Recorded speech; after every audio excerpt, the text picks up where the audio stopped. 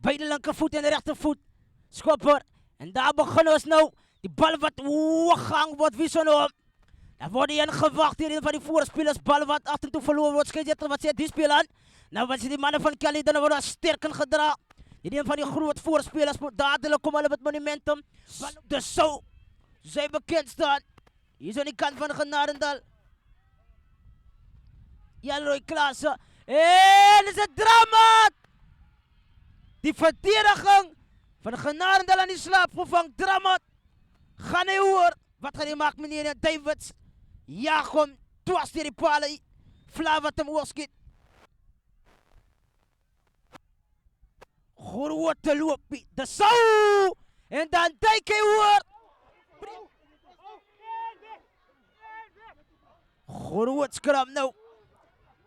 Gaan die bal uitkomen achter. Bal is beschikbaar en opgepakt en oorgedijk. Fredericks. Neem hij zijn tijd. Hij treft op. Fla wat hem oorschiet. Briljante verdediging nou vanaf Genadendal Snijders. Breng je hem uit. Woe. Jacob Genoula pak me jou. Zet die bal wat te vuur naar die deskant van die veld. Als Nomas aan die buitenkant. En Kalidan. All the way they goes. Gaan ons Wiki die keer vermaak met die linker in.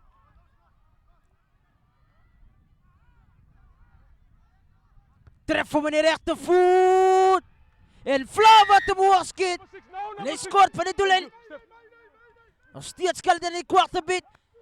Snijders. Is moeilijkheid in de buitenkant. En time it is. Davids. Tref voor meneer linkerboot. En Davids. Ja. Palma die met ballen aan. Kom je bal dacht hij vandaag voor Newton Palma. Krijg je die ballen aan. Cohen van Wijk. Monster loopie. Dwars die verdediging. Maar waar hij goed in de beheer gauw Snijders.